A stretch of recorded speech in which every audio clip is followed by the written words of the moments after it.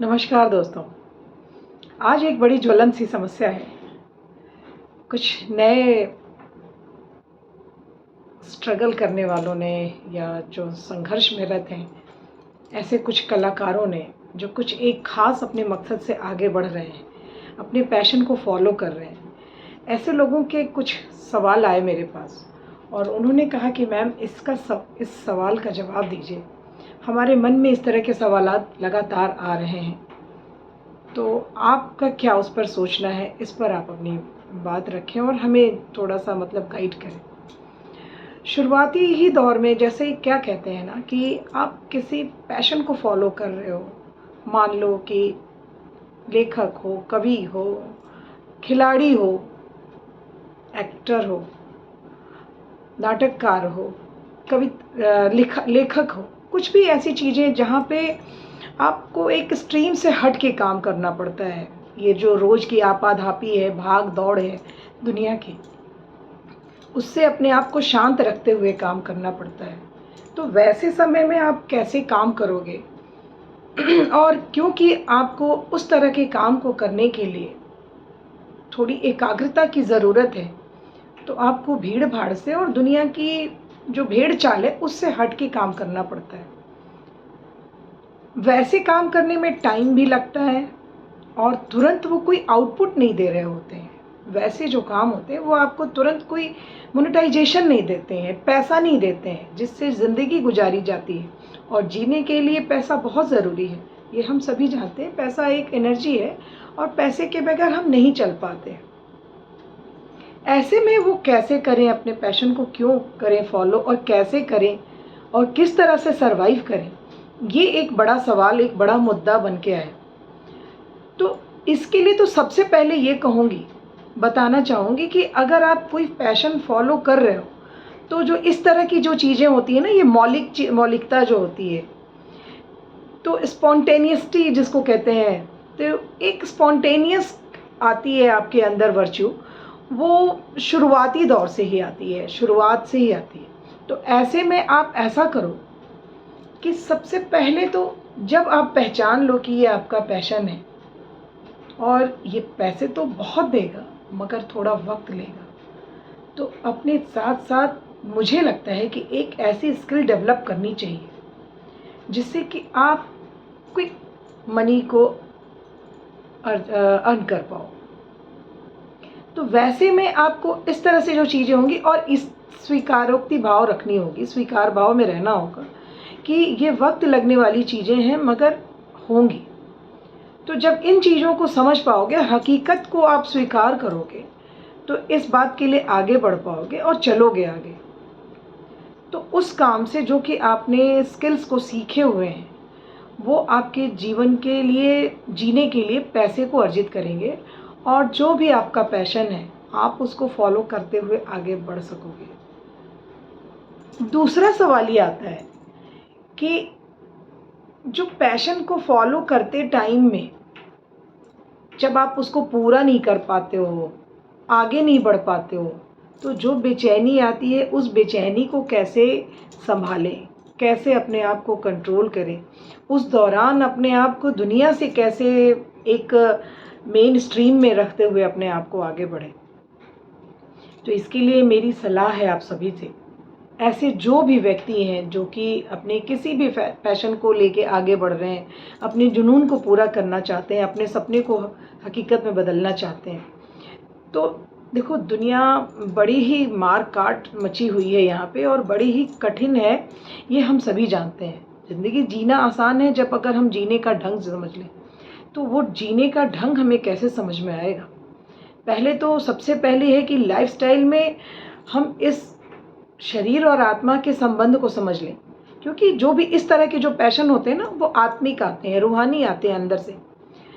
तो उन चीज़ों को समझें और मेरा ये सभी से ये ज़रूर एक निवेदन है कि आप ज़िंदगी में थोड़ा ही सही मेडिटेशन को, ध्यान को ज़रूर अपने जीवन में उतारें।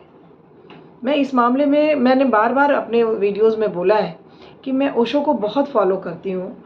उन्होंने हमेशा ही जीने के लिए 2 साधन बताए हैं, खुद के लिए ध्यान और दूसरों के लिए प्रेम। तो दोस्तों वो चीज़ को फॉलो करो, आप अपनी ज़िंदगी में उतारो कि जब आप इस चीज़ को, जब इन दोनों ही फैक्ट्स को आप अपनी लाइफ में लेके आओगे ना, तो देखोगे कि आपको ज़िंदगी काफ़ी आसान सी लगने लग जाएगी। मुश्किलें आएंगी तो परेशान भी करेंगी, मगर वो क्षणिक होंगे। जो नैप ऑफ टाइम होगा ना, आप उसको कंट्रोल कर पाओगे। और जब ज़िंदगी पर आपका कंट्रोल होगा ना, तो आप बेचैन नहीं होगे, आप परेशान नहीं होगे। अगला सवाल ये आता है कि आप अगर किसी काम में हो या जहाँ पे भी आप इसके लिए जॉब कर रहे हो अपने जीने के लिए, वहाँ पे अगर शोषण हो रहा हो तो उस शोषण को हम कैसे मैनेज करें या हम कैसे अपने आप को बचाएं। तो दोस्तों पहली बात ये बता देती हूँ कि अपनी कीमत आप निर्धारित कर लो। ठीक है, आप अपनी कीमत बेहतर जानते हो, अपनी कीमत निर्धारित कर लो। और उस कीमत को निर्धारित करने के बाद तो ठीक है, हमने निर्धारित कर लिया, क्या हमें वो मनचाही मन मांगी कीमत मिलेगी? तो मिलेगी तब जब आप अपनी कीमत को खुद से इवेल्युएट करोगे और उस इवेल्युएशन के लिए अपने लिए डेली कुछ ना कुछ अपने एक पैशन पे, चाहे 1% ही सही, हम डेली उस पर वर्क करें। और डेली वर्क करेंगे तो आप बता दूं इस दुनिया में दोस्तों कि मेहनत का कोई सेकंड ऑप्शन है ही नहीं। अगर किसी क्षेत्र में आप मेहनत कर रहे हो तो ये वही बात हो गई कि जैसे आप गाड़ी को स्टार्ट करते हो, चाबी लगाते हो, स्टार्ट करते हो, और 1 नंबर गियर पर अगर डालोगे तो गाड़ी आगे बढ़ेगी। चाहे वो कोई भी व्यक्ति करे, ABCD, कोई भी इंसान, उसने गाड़ी में बैठते ही अगर गियर लगाया और 1 नंबर गियर में डाल के गाड़ी को अगर आगे बढ़ाया तो गाड़ी आगे बढ़ेगी। ये नहीं देखती है कि वो गाड़ी कौन बढ़ा रहा है। तो सेम इसी तरीके से है कि अगर आप मेहनत कर रहे हो, जिस भी दिशा में कर रहे हो, तो मेहनत फलीभूत ना हो ऐसा कभी हुआ ही नहीं। और इस सृष्टि में तो देने के लिए अनंत है। बस हमको ये विश्वास होना चाहिए कि हम जो मांग रहे हैं वो सही मांग रहे हैं, और जो मांगने के लिए जो हमें ज़रूरत है हम उसको कर रहे हैं। तो देखो कैसे नहीं होता है, हर हाल में होगा। और आखिरी सवाल ये दोस्तों कि हम अपने आप को कैसे संभालें कि हमसे कम प्रतिभावान व्यक्ति भी आगे बढ़ गया या हमसे जल्दी सफल हो गया और हम अभी वहीं पर हैं, तो हम कब होएंगे? आप खुद पे पहले खुद को टटोलो। इस सवाल का जवाब सिर्फ यही है कि आप खुद को टटोलो और खुद को देखो कि आप क्या कह रहे हो, आपका मन क्या कह रहा है। जब आपने पहले, आपके सवाल में ही आपका जवाब है। जब आपने ये कहा कि मुझसे कम प्रतिभावान व्यक्ति, इसका मतलब कि आप जानते हो कि आप उससे ज़्यादा प्रतिभावान हो। अगर आप ज़्यादा प्रतिभावान हो तो फिर आपका विश्वास कम नहीं होना चाहिए। बस हर चीज़ के लिए एक चीज़, उस परम सत्ता के ऊपर ये विश्वास रखिए, जिसको उसने जो देना है उसको उसने वही दिया है। उसके न्याय पर हम शक नहीं कर सकते, उसके न्याय पर हम संदेह नहीं कर सकते।